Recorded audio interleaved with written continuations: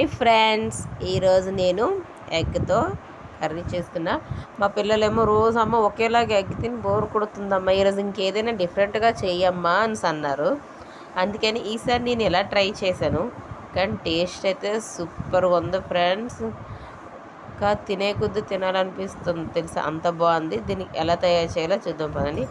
First 2 eggs ఏమో ఇలా కొట్టేసి ఇలాగా వేసుకోండి. నెక్స్ట్ సాల్టు, కొంచెం పసుపు, కారం వేసుకొని బాగా కలపండి. మొత్తం ఉప్పు కారం అన్నీ కలిసిలా బాగా కలపాలి. ఇప్పుడు ఇదంతా ఇంకో బౌల్లోకి తీసుకుంటున్నాను చూడండి.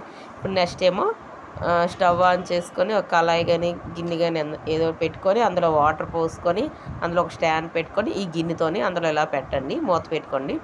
ఇదేమో ఒక 20 మినిట్స్ ఇలాగా ఉడికించండి. ఆవిరికి ఉడికించి ఇలా చిన్న చిన్న పీసులుగా కట్ చేసుకోండి. మళ్ళీ నెక్స్ట్ ఇంకో కళాయి పెట్టుకొని ఆయిల్ పోసుకొని ఆవాలు, జీలకర్ర, కరివేపాకు, ఉల్లిపాయలు, పచ్చిమిర్చి, అల్లం వెల్లుల్లి పేస్ట్ వేసుకొని బాగా ఫ్రై చేసుకోండి. ఇవి ఫ్రై అయ్యాక టమాటా ముక్కలు కూడా వేసుకొని ఇవి కూడా బాగా ఫ్రై చేసుకోండి. టమాటాలు బాగా మగ్గనివ్వండి. ఇప్పుడు నెక్స్ట్ ఇందులో కూడా ఉప్పు, కారం, పసుపు, అలాగే గరం మసాలా ఉంటే వేసుకోండి.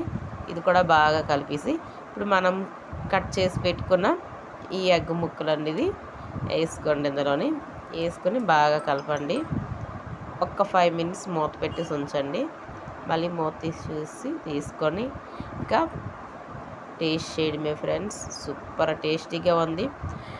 నార్మల్ ఎగ్ కన్నా ఇలా చేసుకుంటే మాత్రం సూపర్ టేస్ట్గా ఉంది. మా పిల్లలు కూడా చాలా బాగా నచ్చారు. అలా అడిగినందుకు, ఇలా చేసి పెట్టినందుకు నాకైతే చాలా హ్యాపీగా ఉంది. ఎందుకంటే నేను చేసే కూర అంత పర్ఫెక్ట్గా వచ్చింది, అందుకే నాకు కూడా నచ్చింది. సూపర్ టేస్ట్గా ఉంది. మీరు కూడా ట్రై చేయండి, టేస్ట్ చేయండి. బాయ్.